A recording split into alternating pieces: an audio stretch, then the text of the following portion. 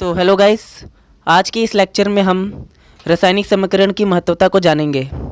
So today we are discuss what is the importance of chemical equation. Guys मैं आपको हिंदी और English दोनों में समझाऊंगा क्योंकि कई बार इंग्लिश मीडियम और हिंदी मीडियम वालों को दिक्कत हो जाती है। तो गाइस देखते हैं कि रासायनिक समीकरण की महत्ता क्या होती है।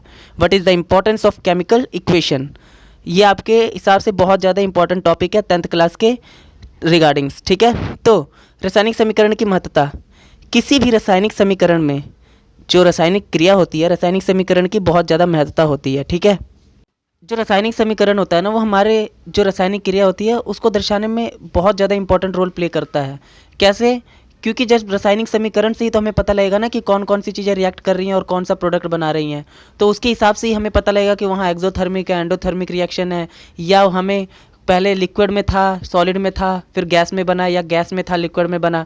ये हमें उसके बाद में ही पता लगता है। ठीक है, तो किसी भी रासायनिक समीकरण को अच्छे ढंग से दर्शाने के लिए रासायनिक समीकरण की बहुत महत्ता होती है। इंग्लिश में, to show any chemical reaction in the effective way the chemical equation is play a very important role. Okay guys, बहुत ज़्यादा इंपॉर्टेंट रोल प्ले करती हैं। तो आपको किस ढंग से लिखना है, आप इसे लिख सकते हैं।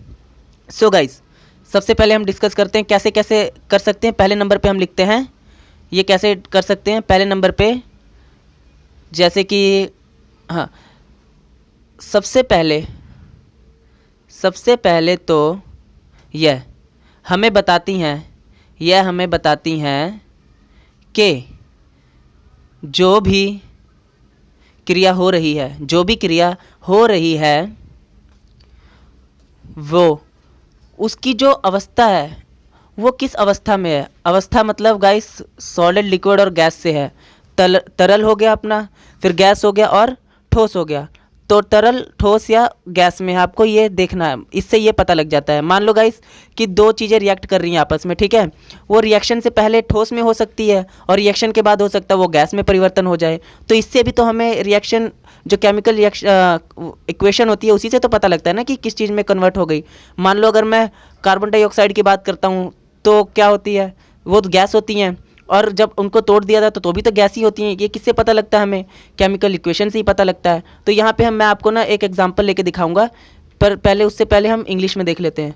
First of all, it describe about the state of the chemical reaction. it describe about the state of a chemical reaction. That means it describe about the state. Which state? It may be solid state, it may be liquid state, or it may be gaseous state. It depend upon the reaction कि वो reaction कैसा हो रहा है। वो reaction, reactant और product कौन कौन सा देगा, लिक्विड में दे सकता है, सॉलिड में दे सकता है, या तो गैस में दे सकता है। ये आपको इक्वेशन के रिएक्शन के हिसाब से ही आपको जो प्रोडक्ट मिलेगा उससे पता लगेगा। अब मैं आपको एक एग्जाम्पल भी दे के बताऊंगा कि कैसे पता लगता है। ठीक है गाइस, सो पहले इसकी डेफिनेशन लिख लेते हैं सही से।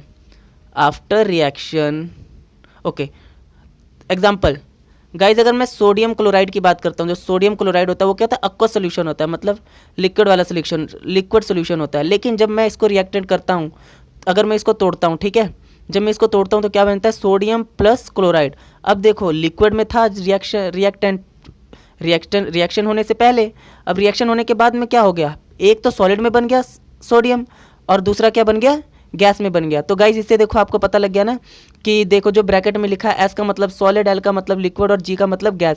कई बार गाइज लिक्विड की जगह एक वाई लिखा आ सकता है। ए क्या हो, उसका मतलब होता है अक्वस। अक्वस जो लैटिन वर्ड है उसका मतलब होता है वाटर, वाटर का मतलब होता है पानी। ठीक है, उससे आपको अंदाजा लग जाएगा। तो गाइज मे भी आपको ये समझ आ गया होगा। ठीक है, क्या डिस्क्राइब करती है, स्टेट। पहले ही हमें स्टेट डिस्क्राइब करने में मदद करती है, हमें पहचानने में कि वो किस स्टेट में है। गाइज हम सेकंड की बात करते हैं। सेकंड ये किस तरह हमारी हेल्प कर सकती है, कोई भी रासायनिक समीकरण। सेकंड ये हमारी मदद इस तरह कर सकती है कि हमें ये बता सकती है कि जो हमारे ये जो केमिकल रिएक्शन है, जो रासायनिक समीकरण हमें यह भी बताती है कि जो रासायनिक अभिक्रिया हो रही है, वो क्रिया किस प्रकार की है। गाइस किस प्रकार का मतलब हो गया, जैसे आपने 4 प्रकार पढ़े होंगे, there are 4 types of chemical reaction, 4 प्रकार पढ़े होंगे आपने। एक तो होता है विघटन, जिसमें कोई चीज़ टूटती है, ठीक है। एक होता है संयोजन, जिसमें कोई चीज़ जुड़ जाती है रिएक्शन होने के बाद। एक होता है डिस्प्लेसमेंट, जिसमें कि एक ज़्यादा रिएक्टिव मेटल दूसरे मेटल को डिस्प्लेस कर देता है, उसकी जगह ले लेता है। तीसरा होता है डिस्प्लेसमेंट यानी विस्थापन क्रियाएं।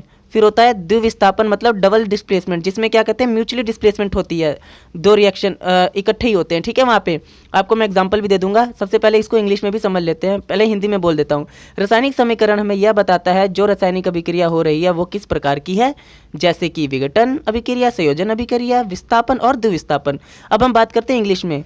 The chemical equation also describe about the nature of the chemical reaction, that means it describe about the nature of reaction, that means which type of it occurs. It may be occur composition reaction, it may be occur decomposition reaction, it may be occur displacement or it may be occur double displacement.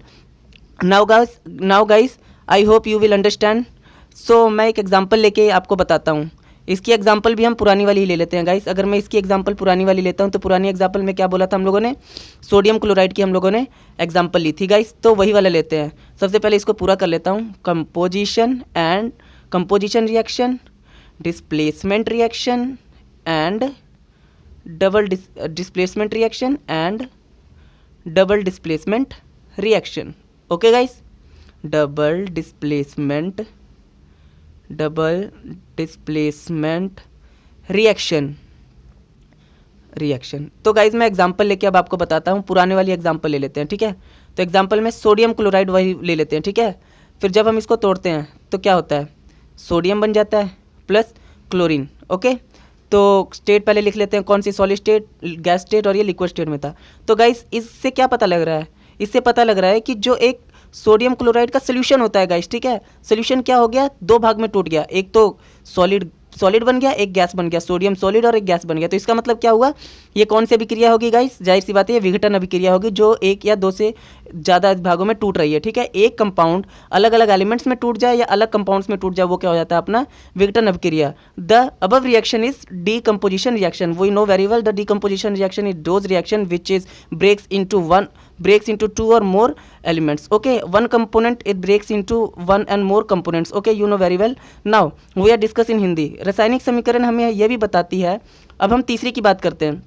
रासायनिक समीकरण हमें यह भी बताता है कि किसी रासायनिक क्रिया के दौरान, गाइस जब भी रासायनिक क्रिया होती है तो जाहिर सी बात है या तो हमें ऊपर से एनर्जी देनी पड़ती है या तो एनर्जी रिलीज होती है, ठीक है। आपको पता होगा हम लोग दो तरह की एनर्जीज पढ़ते हैं। हिंदी में अगर मैं बात करूँ, उपचयन अपचयन की बात होती है, एंडोथर्मिक या एक्सोथर्मिक रिएक्शंस होते हैं। ओके, एंडोथर्मिक रिएक्शन में क्या होता है गाइस, एंडोथर्मिक रिएक्शन होती है जिसमें क्या होता है, उसमें एनर्जी रिलीज होती है, एनर्जी निकलती है। और एक्सोथर्मिक क्या होता है, जिसमें एनर्जी सोख ली जाती है, या ऊष्मक्षेपी और ऊष्मशोषी क्रिया आप कह सकते हो, ठीक है।